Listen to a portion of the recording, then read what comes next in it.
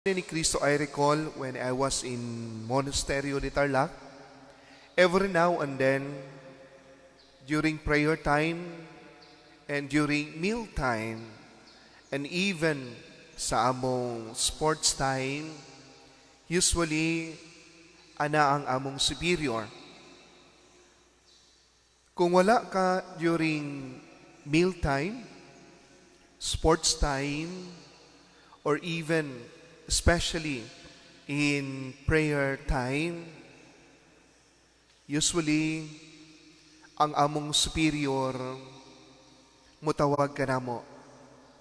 And he will talk us what happens to us. Unsay nahitabo sa imong kinabuhi, unsay nahitabo sa imong bukasyon, unsay nahitabo sa pagpuyo namo in the monastery. And you know, in the monastery, especially kung ikaw bag-o, usually, abuton kag kalaay. Usahay, tugay pabalik-balik ang imong pagabuhaton, ampo, buhat, ampo, magbungay bao, manilhig, magluto, magampo, o ginganap balik-balik, o tungod kay among kinabuhi, ora et labora. Sometimes, when I was new in the monastery, mura ba niya akong buhaton all the time? Murag nawanan ko gana. Murag, way lami ang kinabuhi for the first time sa mga first few years in the adjustment period. And when I talk to my superior, mingon ang akong superior,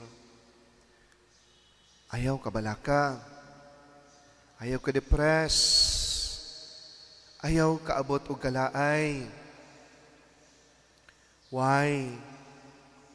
Because the people outside, ang mga pilgrims nga na sa among monastery, ang mga tao nga nasa gawas,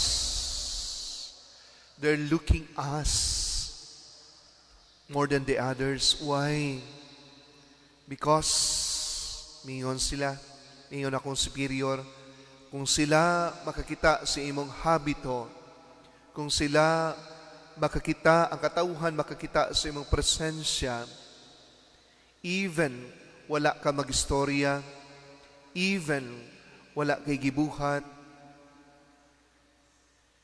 they can see the presence of God, especially if you are wearing your habit.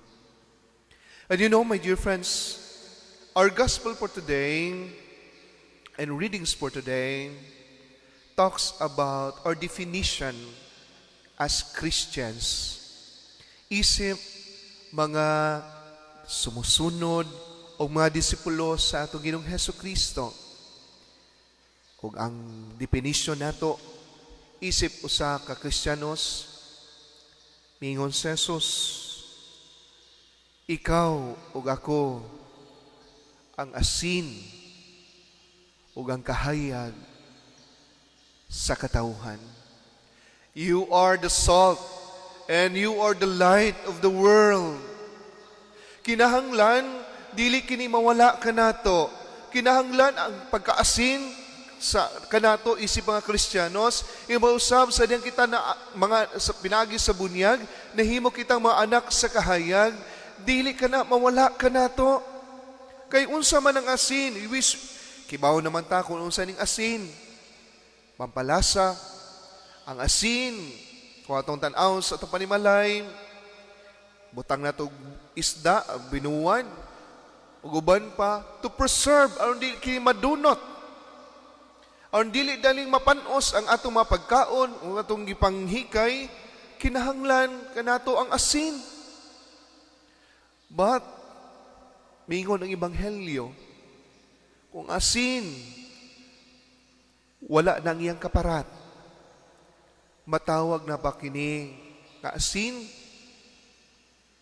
Kung ang suga, wala na ikahayag, matawag pa na ba kini nga suga? Mga isog ko ni Kristo, in our journey, especially karon na quarantine period, especially karon nga nakita sa dakong problema nga gisagubang, nga limitado ang atong lihok, limitado ang atong paggawas-gawas, murag limitado ang atong kinabuhi. Our readings for today. Preserve your dignity as sons and daughters of God. Let us preserve our dignity as the chosen people of God. Dili kita mawad-ag kalaay. Dili kita mawad-an og gana sa atong kinabuhi. Why? Because by virtue of baptism, by virtue of confirmation, we are His disciples. We are His chosen people of God. We become children of God. And every now and then, kinahanglan, we need to preserve. And how to preserve our dignity. Don't forget to pray. Ayaw kalimot pag-ampo. Ayaw kalimot pagsampit sa Diyos. Spend time to be with God. In our life, kay ang among lihok dito sa monastery, in the four corners in the monastery, usually, if you have crisis, usually, kung kami magka-krisis sa sulod, usually, kung na kami na kung problema sa sulod o dili na mo makayanon, usually, my superior will ask, how was your prayer life? Kamusta ang imong pag-ampo? Kumusta ang imong relasyon sa Diyos? Sometimes, may igsoon ko ni Kristo in our ordinary life, in our homes. Sometimes we are busy with the things.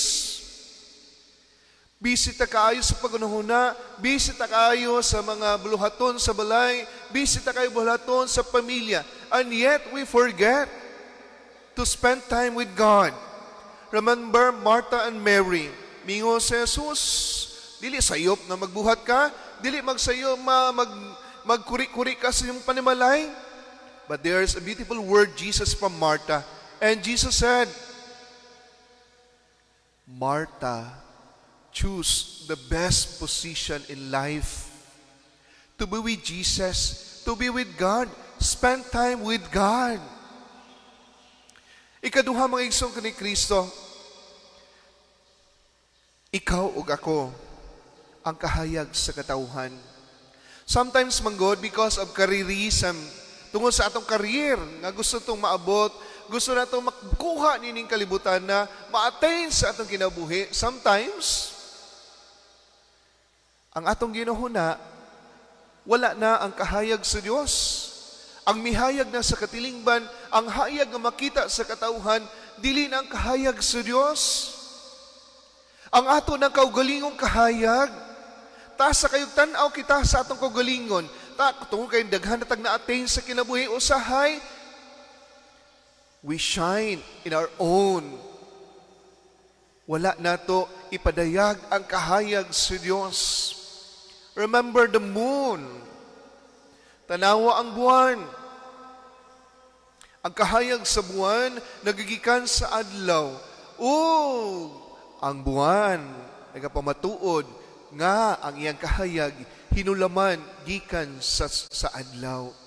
Ug mausap ka na mga igsoon ko ni Kristo, kung kita nagpadayag sa kahayag, upon we forget to share sa kahayag ni Kristo sa atong kinabuhi, o ang atong kaugalingon, ang atong gipadayag, usahay, basig wala na ta sa matuod nga dalan. Usahay, basig we are in the wrong position. Usahay, basig ang ato nalang garbo, ang atong gipadayag sa uban. Please remember. Please take care. Basin sa atong pagpakita sa atong maayong buhat, basin sa atong pagpakita sa atong talento, atong gikalintan nga kining tanan nagagikan sa Dios. Kining kahayag nga niya ata karon, niya nato karon ang tanan gikan sa Dios. So my dear friends, in the first reading for today,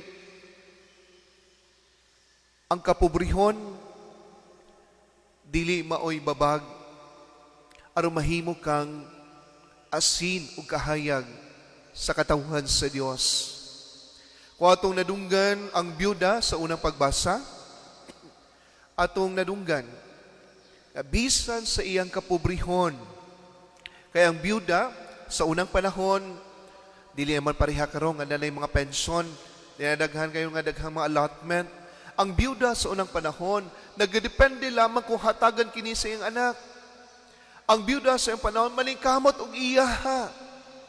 Apan, ang iyang kapobrehon, ang iyang kawan-on, sa unang pagbasa ng atong nadunggan, dili babag, aron ipadayag, ngadto kang Elias, nga siya anaa sa kahayag, nga siya asin sa katawhan sa Dios.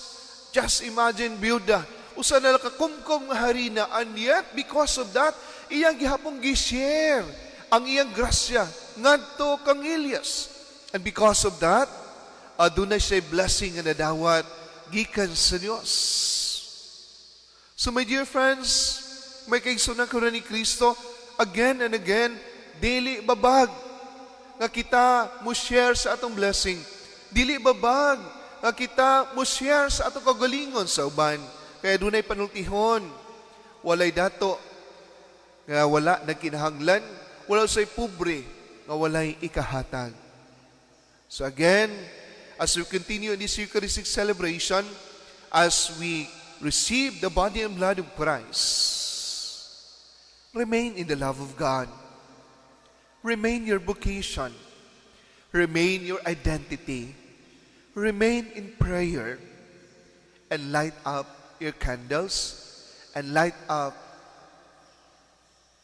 your words. And even sigaa ang inyong kaugalingon, imausab ang atong kaugalingon, pinaagi sa maayong buhat. In that way, we become the salt and the light of the world. Amen.